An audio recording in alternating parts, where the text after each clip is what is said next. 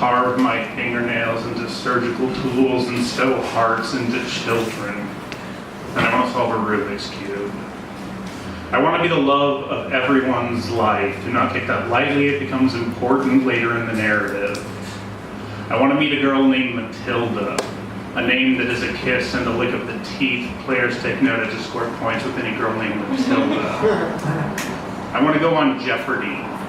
I want to buzz in first on ancient Egyptians worship these animals because they control the rodent population and say, how do you minimize an ancient culture's belief in the divinity of cats to make your own beliefs in divinity seem more valid?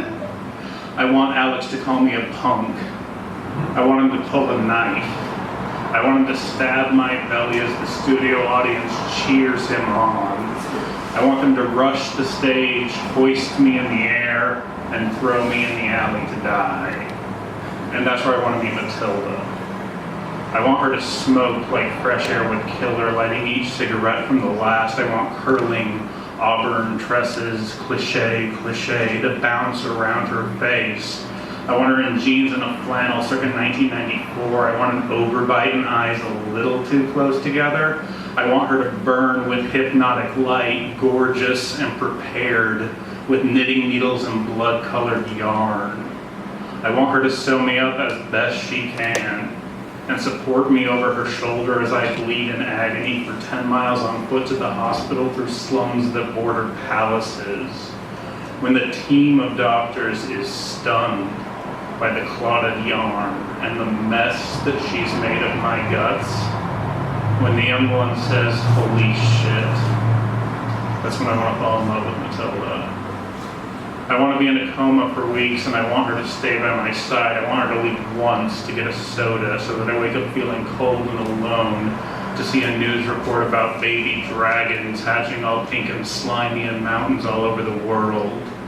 I want to live a life with her that you and I cannot understand. I want to trade love letters that don't mention love, twin peacocks forever facing with plumage unfolded, wooing with shapes and patterns.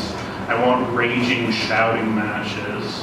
I want to hitchhike across continents, setting fire to every place we sleep, and 20, maybe 30 years down the road, I want her to develop lung cancer.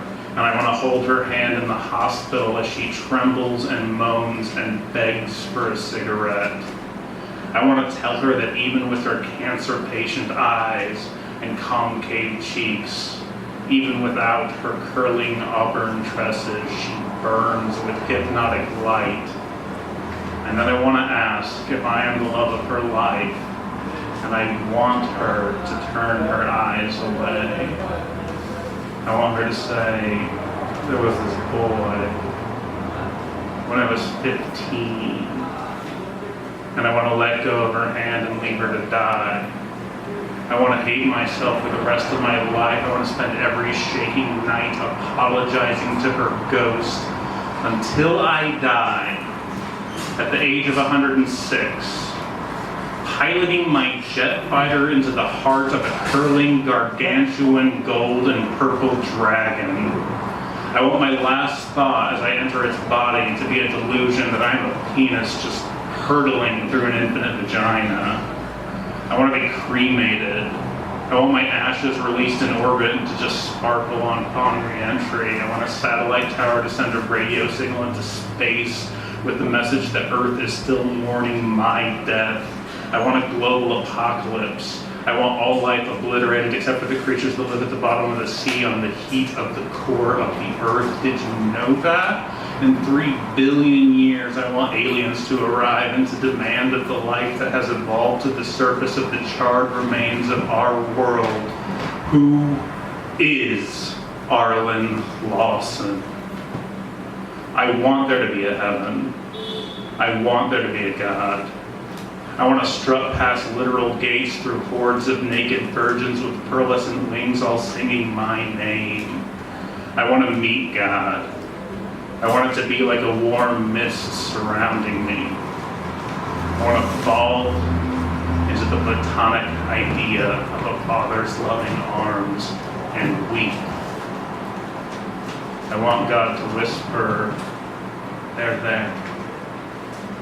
They're there," in a voice that is soft forgiving, apologetic, and Matilda's.